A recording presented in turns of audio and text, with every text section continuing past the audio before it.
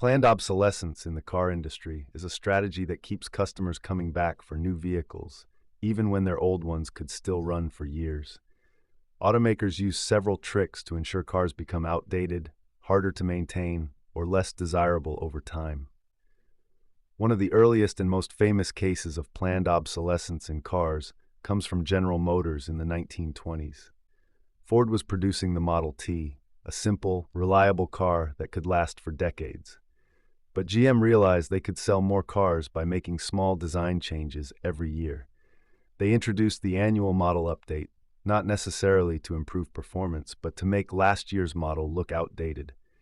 People didn't want to drive an old-looking car, so they kept upgrading, even if their current vehicle was still running fine.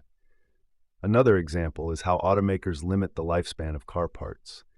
Modern vehicles often use sealed transmissions that can't be serviced easily, meaning that instead of changing the fluid and keeping the car running for years, you might need a costly replacement. Similarly, some manufacturers use electronic components that are difficult or impossible to repair, forcing owners to replace entire systems instead of fixing small issues. Then there's software obsolescence. Many modern cars rely on complex software for everything from navigation to engine performance. But after a few years, companies stop updating older models, making features outdated. Tesla, for example, has been accused of disabling features remotely, such as battery range reduction, to push people into newer models. Some electric vehicle makers have also introduced subscription-based features, meaning that even if your car has the hardware for heated seats or extra horsepower, you have to keep paying to use them.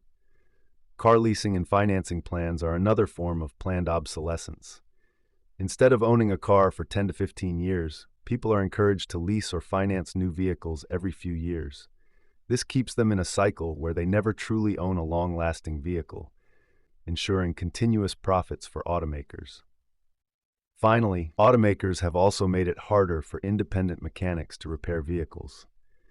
Specialized tools and proprietary software are required for many repairs, meaning car owners are forced to go back to expensive dealerships rather than local repair shops.